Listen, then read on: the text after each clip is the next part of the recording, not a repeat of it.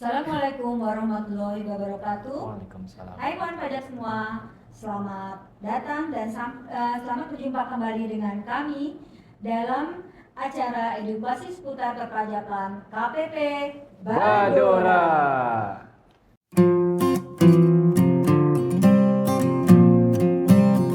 Saya Endang ditemani oleh narasumber kita pada hari ini, yaitu Bapak Tari Pardoli. Halo kawan pajak. Dan Pak Teddy Haryadi. Halo kawan-kawan semua, selamat siang. Akan berbincang mengenai topik hangat seputar perpajakan. Dan sebelumnya saya ingin menyapa dulu nih kawan pajak semua. Semoga dalam keadaan baik-baik semua ya, dan dalam keadaan sehat walafiat. Amin ya Rabbal alamin. Kawan pajak, sebelumnya diinformasikan bahwa pemerintah khususnya Direktur Jenderal Pajak selalu mengeluarkan peraturan-peraturan terbaru mengenai perpajakan, diantaranya yaitu Per 11 tahun 2025, di mana dalam peraturan perpajakan ini membahas penggunaan NPWP dan NITKU. Mungkin beberapa dari kawan pajak masih ada yang belum paham mengenai aspek perpajakan penggunaan NPWP dan NITKU ini. Maka dari itu kami akan membahas selama beberapa menit ke depan mengenai Per 11 tahun 2025 ini. Mungkin langsung saja ya saya bertanya dengan Pak Tari Pardoli. Boleh dong dijelaskan kembali terkait NPWP, NIK dan NITKU yang sebagaimana diatur dalam Per 11 tahun 2025 ini. Baik, terima kasih Ibu Endang. Halo kawan pajak. Ya, dalam beberapa hari ini kita membahas terkait Per 11 ya. Yang pertama Kita kupas kemarin tuntas ya Per 11 ya. Iya, kemarin yang pertama itu kita bahas terkait PPh orang pribadi sebagai pemotong pajak. Lalu berikutnya kaitan dengan faktur pajak ya.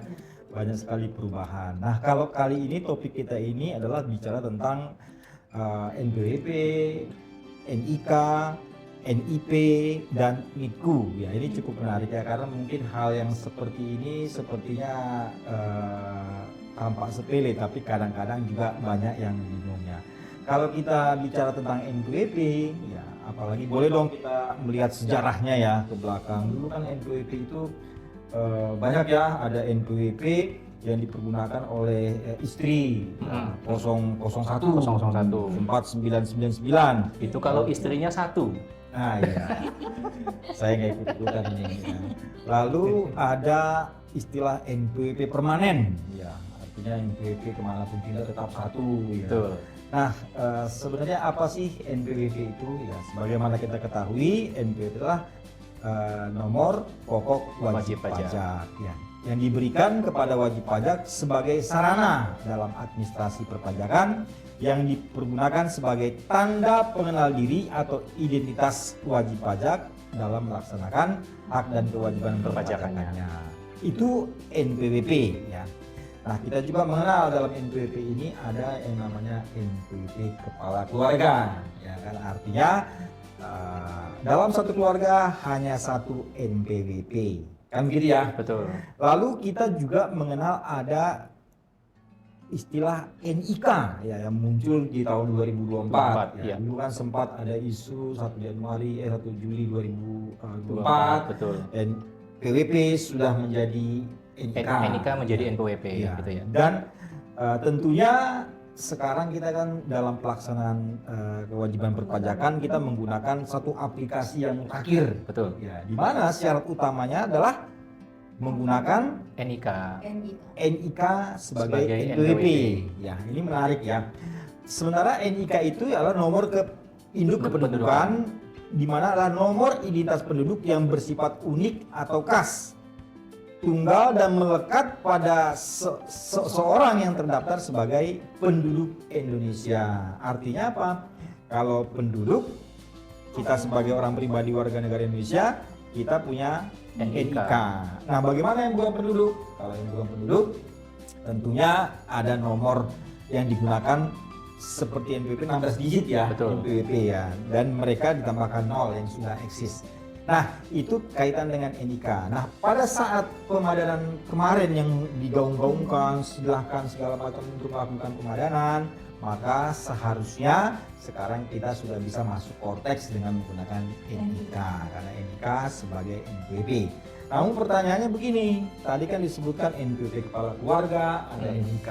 Bagaimana dengan nanti kalau saya menggunakan NPWP kepala keluarga, namun saya juga ingin menjalankan Cortex, ya.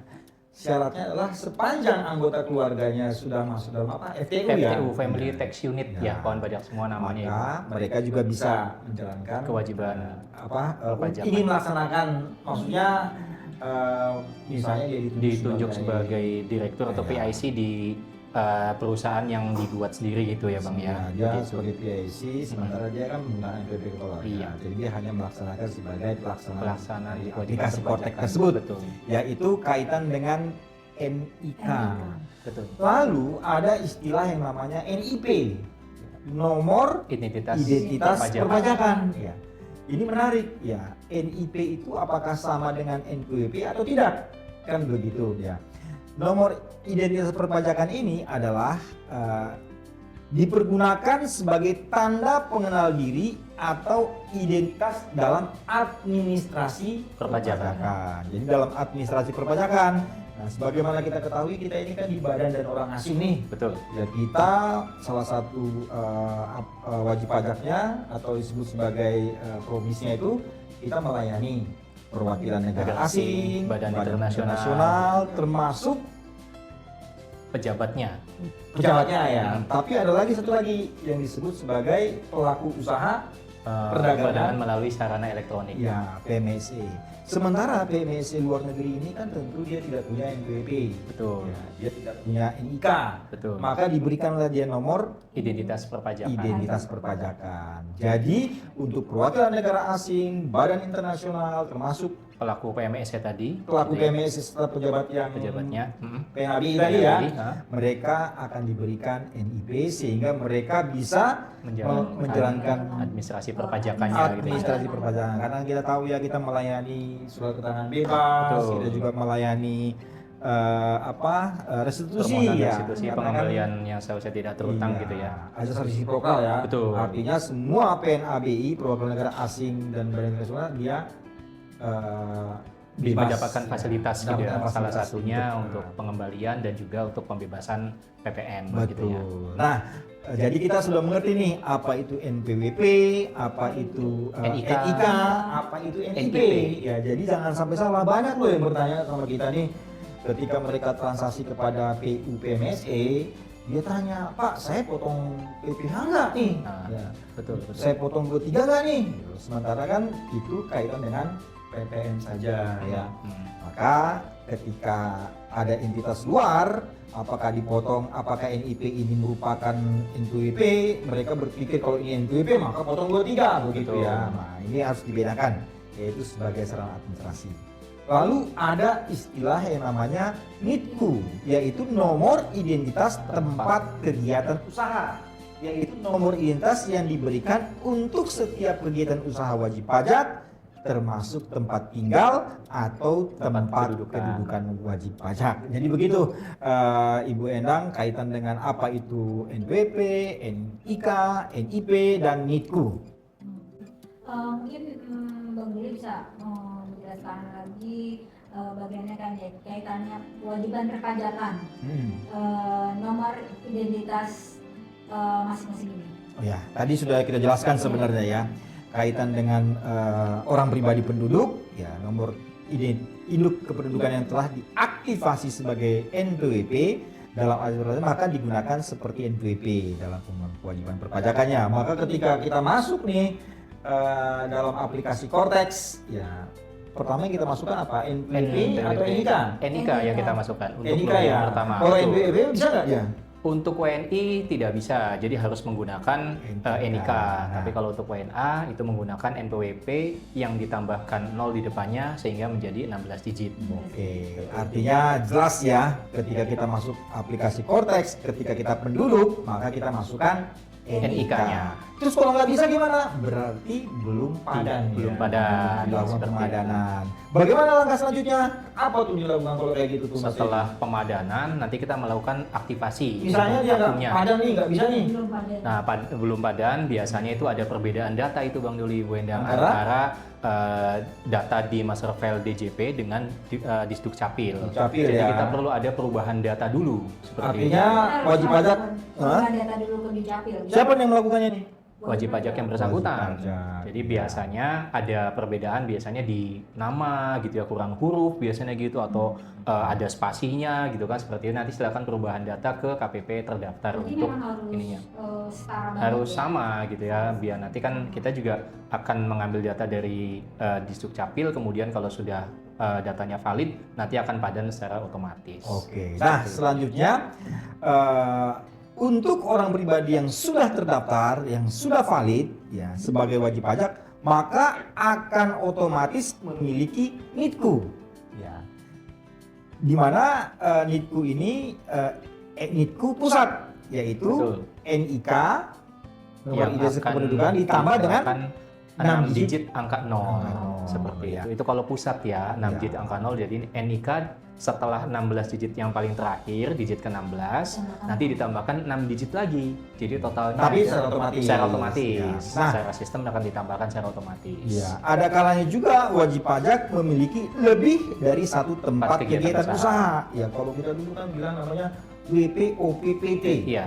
Wajib OPPT. pajak orang pribadi pengusaha tertentu. Dia punya Beberapa tempat kegiatan usaha, kegiatan Bang, ya. usaha. Misalnya ada Ya. di Kalibata, kemudian dia punya lagi di daerah misalnya itu di Gatot Subroto gitu ya, di mana gitu, seperti itu nanti akan ditambahkan NITKU-nya. Betul. Jadi secara NITKU-nya otomatis. diberikan untuk tempat kegiatan usaha wajib pajak yang terpisah dari tempat tinggal atau tempat kedudukan wajib pajak. Ya, sehingga NITKU ini diperlukan untuk administrasi perpajakan terkait apa? Satu, identifikasi lokasi tempat bekerja setiap pegawai, misalnya dalam pelaporan Ya. PPh pasal Pasal 21. Yang kedua, pemberian akses kepada pengurus, pegawai kantor cabang atau pegawai di suborganisasi wajib pajak untuk dapat membuat atau menandatangani bukti pemotongan PPh atau faktur pajak. Yang ketiga, identifikasi lokasi tempat tinggal, tempat kedudukan dan cabang tempat kegiatan usaha wajib pajak orang pribadi, pengusaha tertentu tadi ya, Betul. PPT tadi dikenakan PPh final sesuai dengan peraturan pemerintah yang mengatur tentang penyesuaian pengaturan perpajakan tersebut. Ya, jadi yang keempat, identifikasi alamat PKP, penjual barang, penjual BKP atau pemberi jasa JKP. JKP yang digunakan untuk melakukan penyerahan BKP. Yang kelima, identifikasi lokasi objek pajak PBB ya. Iya. Pajak bumi dan bangunan. Sebenarnya PBB itu pajak pusat atau pajak daerah sih? Untuk yang P2 lokasi perdesaan perkotaan itu masuknya kan ke pajak daerah. Kalau sekarang PD ya. mulai tahun PD. 2014 itu kawan pajak masuk ke pajak daerah. Kalau pajak pusat, Pajak pusat itu yang PBB P3. P5 sekarang kali ya. Oh, ya, P5 ya, Ya. perkebunan, pertambangan, Ya. kemudian apa namanya?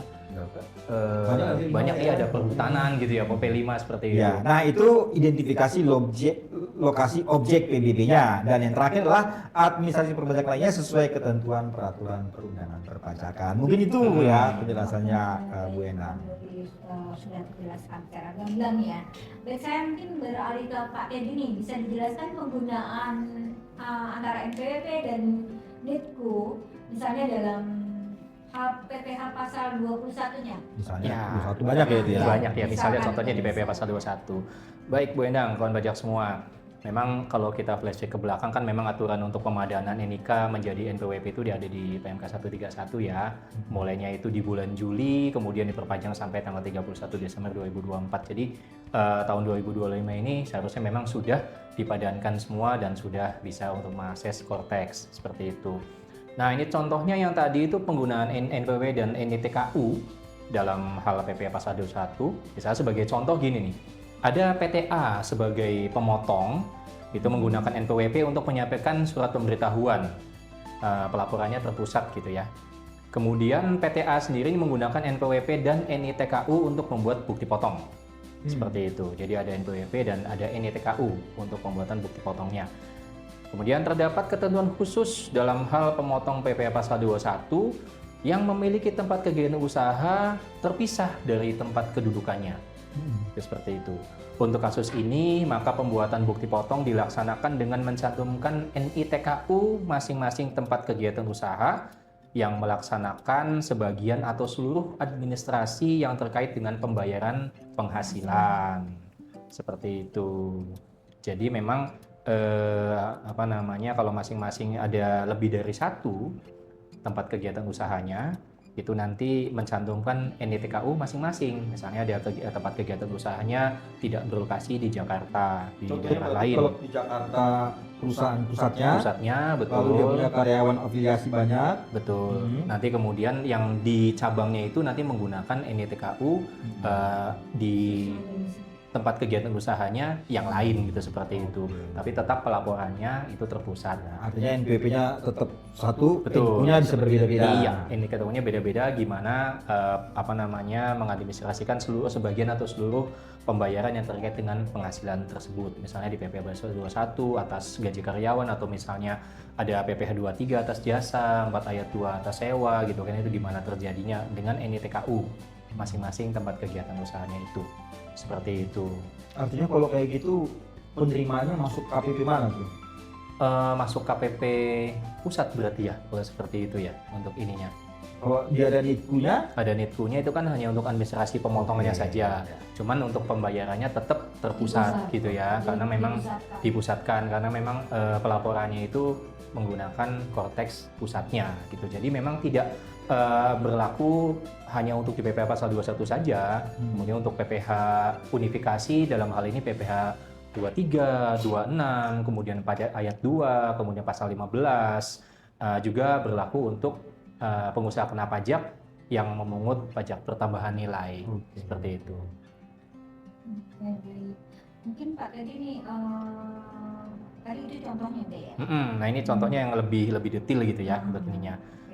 Bukankah subunit organisasi ini hanya untuk instansi pemerintah saja ya? Nah, baik. Nah, ini sebelumnya itu contohnya yang tadi yang terkait sama pemotongan PPh pasal 21 itu misalnya pemberi kerja selaku pemotong PPh pasal 21 membuat formulir BPA1 gitu, bukti potong A1 guna melakukan pemotongan PPh pasal 21 atas pegawai tetap. Ini kita cerita di akhir tahun atau misalnya di pertengahan tahun yang pegawainya itu tidak bekerja lagi atau pindah gitu ya, seperti itu. Atau misalnya kalau di kita sudah EPO ya Bang ya gitu ya, karyawan asingnya gitu kan, jadi dibuatkan PPh pasal 21 akhir penghasilan gitu ya.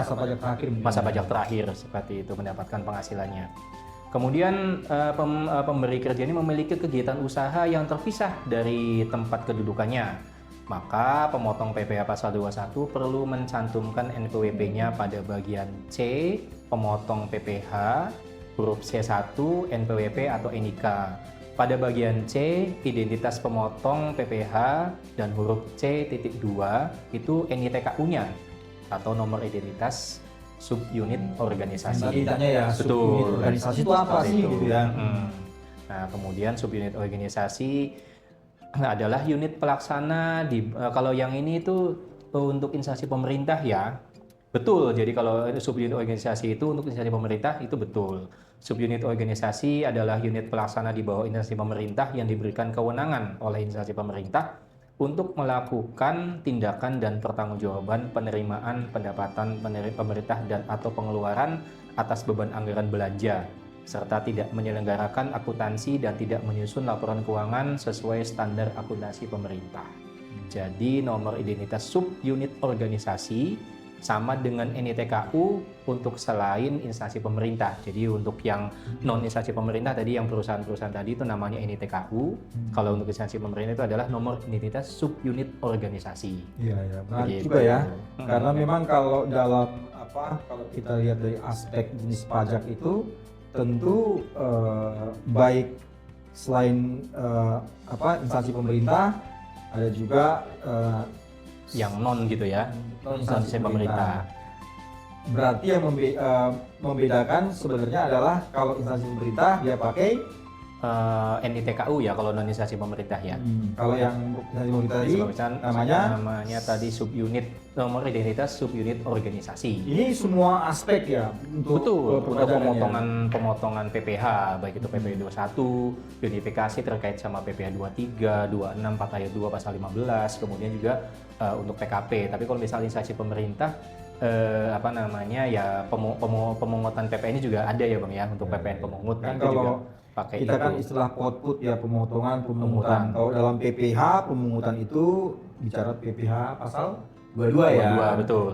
Dan selebihnya kalau pemungutan itu di pajak pertambahan nilai. Iya, pajak Karena pertambahan kalau nilai. kita transaksi ya, kita PKP rekanan ya namanya. Betul, PKP rekanan rekanan transaksi pemerintah. kepada instansi pemerintah. Hmm.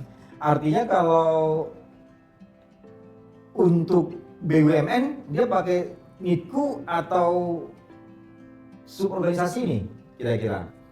Untuk kalau misalnya kita bicara dari peraturannya, untuk instansi pemerintah itu kan pakai identitas suborganisasi. Berarti kalau BUMN walaupun dia itu sebagai pemungut pajak pertambahan nilai dan juga pemungut PPh pasal 22 itu tetap menggunakan namanya NITKU, nomor identitas tempat cukup kegiatan jelas ya, usaha, Mas, ya. seperti Iya, itu. iya, iya. Ini memang menarik ini Dikhususkan gitu ya yang suborganisasi itu karena hanya memang di instansi Per pemerintah. 11 ini kayaknya banyak ya. Betul, Dia, betul. Dia mengubah banyak, sebenarnya nggak mengubah sih. Dia melakukan emphasizing ya, penegasan ya.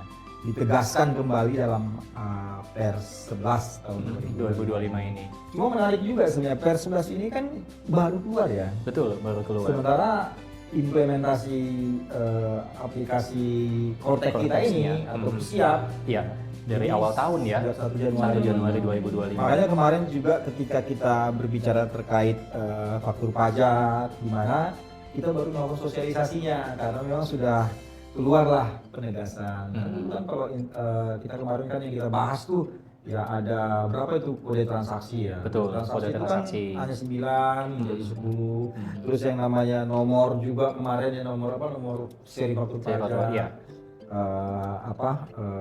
Yang menariknya itu di kode status ya. Betul, kode statusnya. Kode status segala macam. Yang sementara itu sudah jalan sejak 1 Januari itu ya. Ya, memang demikian kan juga terkait penggunaan NITKU. ya NPWP, NIP, NITKU. Kalau sebelumnya itu terutama sebelumnya sebenarnya NITKU ini apa itu sebenarnya? NITKU itu mungkin seperti NPWP cabang mungkin Cabang, ya. seperti itu ya. Jadi nanti NPWP yang 15 di zaman dahulu itu ya sebelum ada pemadanan ini itu kan di belakangnya itu dikasih angka sesuai dengan pendaftaran cabangnya. Misalnya kita pusatnya di Jakarta kemudian punya cabang di Lampung bisa seperti itu, nanti pendaftaran di KPP yang lokasinya itu terdekat dengan wilayah kerja KPP tersebut itu nanti NPWP pusatnya ditambahkan angka 1 jadi 001 seperti itu. Artinya kalau dulu ada domisili ada lokasi Betul, gitu ya. betul. Dulu juga kalau pendaftaran NPWP misalnya dia ada cabang di sini pasti selalu diminta tuh mana NPWP pusatnya. Gitu karena kita nanti menginput NPWP pusatnya berapa, nanti secara otomatis akan diberikan NPWP cabang yang cabang pertama misalnya 01. Berarti yang luar biasa lah ya. Betul. Kalau ada beberapa cabang, selanjutnya. Iya, dalam wilayah yang sama gitu ya. Kalau nanti beda wilayah lagi, KPP-nya beda lagi, nanti ada 001, tetap 001. Iya. Soalnya dulu saya pernah seperti itu, Bang. Iya, iya. Pastinya lah ya. Ada Iya. tarik-tarikan juga lah Betul, gitu ya. betul. Tapi memang sekarang ini setelah berlakunya setelah kita menjalankan aplikasi Cortex dan dinamika yang ada di dalamnya, tapi kita melihat bahwa memang lebih faster lah ya, lebih Betul. praktis, lebih cepat bagi wajib pajak juga. Oke ya, cukup Jadi menarik. mempermudah wajib pajak juga ya Bang ya. Iya. Jadi dikumpulkan yang memang dia punya cabang beberapa, itu tetap pelaporannya itu di KPP tempat pusatnya terdaftar. Kemudian untuk cabang-cabangnya untuk melaksanakan kewajiban pemotongan PPh maupun PPN-nya, pemungutan PPN, itu nanti menggunakan nomor identitas tempat kegiatan usaha tadi. Iya. Nanti akan diberikan secara otomatis lewat sistem nantinya. Mungkin kalau misalnya kawan pajak pernah sudah ada yang membuat bukti potong untuk cabang keberapa, nanti pasti di bawahnya itu di format bukti potongnya akan ditanyakan NITKU-nya berapa gitu. Nanti ada pilihannya. Yang pertama dalam aplikasi Cortex-nya kalau misalnya ada 3 cabang nanti ada 3 NITKU gitu 4 dengan pusatnya gitu ya. Oke, yang secara otomatis berubah. Betul, nantinya nanti kita tinggal lihat aja yang di cabang ini itu NITKU-nya nomor berapa. Saya sekarang belum nggak memperhatikan loh tempat apa korteks saya bahwa saya punya NIK di belakangnya ada lagi tuh. Iya, Yang betul, itu saya ada nggak lagi. memperhatikan. Ada Karena lagi. saya nggak ada cabang ya. Oh, Saya iya, Bang. Hah? Cabang apa nih? Gitu. Iya, Jadi pada karena nggak saat punya kegiatan usaha, Mam. Iya, jadi pada saat nanti membuat bukti potong untuk penghasilan misalnya PPh 21 atau PPh atas jasa gitu ya, nanti di bawahnya pasti ditanyakan itu wajib diisi tuh NITKU-nya harus ada nantinya. Kalau dia punya beberapa cabang nanti drop down-nya akan secara otomatis muncul. Iya, Seperti iya. itu. Tapi banyak nggak sih terkait pertanyaan tentang ketika mereka menerapkan dalam aplikasi korteks ini? Waktu awal-awal sampai dengan ya mungkin 3 bulan awal itu masih banyak yang bertanya seperti itu. Karena ada yang Mungkin ya. nanya sama saya jawabannya tunggu saya panggil Pak Teddy. Iya iya iya. Dia sudah mulai kawan pajak sudah mulai familiar mungkin ya Bang ya Iya, dalam karena sudah berjalan dengan sudah 6 bulan ya. aplikasinya ini. 6 bulan ya? Iya, 6 bulan. sudah 6 bulan sih ya. Dinamis peraturan dan juga mungkin perubahan yang ada dalam Cortex itu kan terus melakukan pengembangan. Pasti menuju lebih baik lah Betul, betul, betul. Jadi Cortex ini pastinya membuat kemudahan bagi wajib pajak ya Bang? Iya, Iya. betul Karena- sekali seperti itu. ya. Cukup praktis ya. Mungkin Abang bisa menjelaskan nih yang lainnya nih Bang biar Ya kalau saya pajak bisa lebih mengerti Bang. Kalau saya memang yang terjadi di kita ya sebagai kanselor, sebagai penyuluh itu banyaknya yang bertanya itu ya kaitan dengan NIP tadi, ya, di mana mereka berpikir karena ini sama kan nomornya, Iya, ya, betul. seperti NPWP, Betul. ya, sehingga mereka berpikir bahwa oh ini BUT nih, ya. Kita tahu ya kalau bentuk usaha tetap atau kantor perwakilan memang itu adalah hobis kita ya. Betul, Di Madura betul. ini banyak sekali yang namanya kantor perwakilan atau bentuk usaha tetap. Di mana kantor perwakilan itu apa sih? Bentuk usaha tetap ya sama lah ya.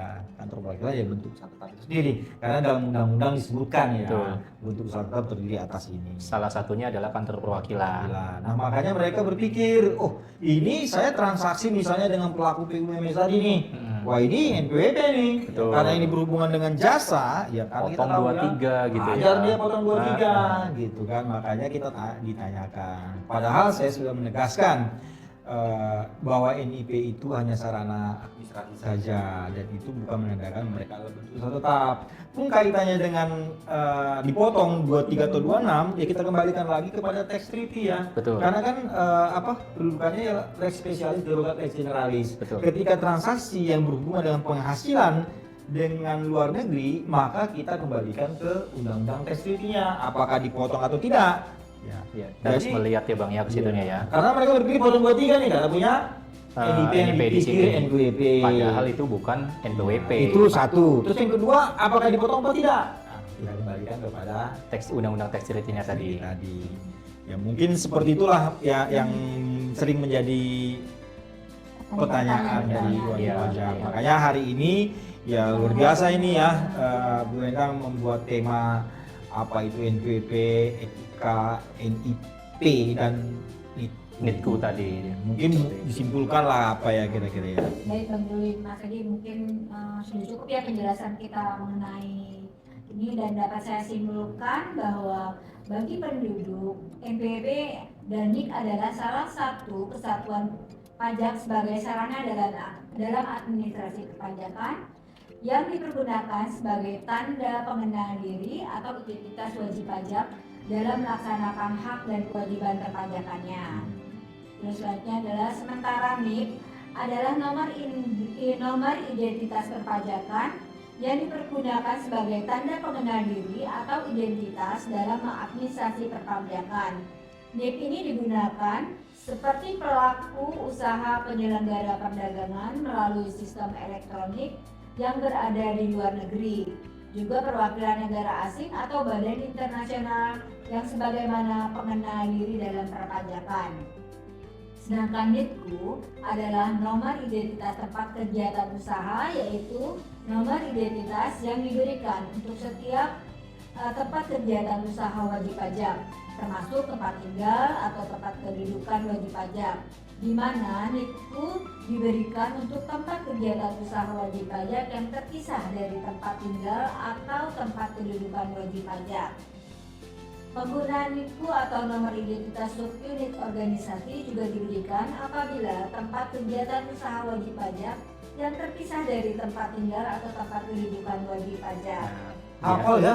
Iya. Benar ya? Luar biasa. Jadi diharapkan dengan sudah melihat tayangan ini gitu ya, jadi kawan pajak itu paham dan mengerti apa itu NPWP, apa itu NIK, kemudian NIP nih yang jadi permasalahan ini ya. Jadi tidak bisa disamakan itu dengan NPWP ya Bang ya, hanya untuk pelaksanaan administrasi perpajakan saja untuk tadi perwakilan daerah asing, badan internasional, kemudian pelaku usaha PMSE dan juga NITKU. Jadi diharapkan paham nih definisi dan juga peruntukannya gitu ya dari NPWP, NIK, NIP dan juga NITKU tadi. Iya. Dan pun kalau seandainya masih ada pertanyaan bisa langsung menghubungi Badora gitu ya. Oh, Gimana Badora, Bu? ya. Gimana Bu? Mungkin demikian edukasi kita pada kali ini, dan apabila kawan pajak masih ada yang ingin ditanyakan, silakan menghubungi WA helpdesk kami di 08 111 330 053. Jawablah itu. Andri ya, saking banyaknya ya. Pastinya dijawab. Sesuai Andri ya. Pasti Iya, dijawab. Dan jangan lupa juga ya kawan pajak untuk memfollow IG Ari Pardoli. Pajak Badora. Karena di situ Pajak kawan pajak Badora. dapat melihat info-info lain seputar perpajakan dan edukasi lainnya yang akan kita adakan. Akhir kata, kami mohon maaf apabila yang sebesar-besarnya apabila ada kata-kata hilaf atau penjelasan kami yang kurang dimengerti. Kawan pajak, demikianlah akhir kata kami ucapkan wassalamualaikum warahmatullahi wabarakatuh. Sampai jumpa di edukasi selanjutnya. Salam. Terima kasih kawan pajak, sampai bertemu Kawan kembali. pajak, Terima see you kasih semua again. yang telah bergabung.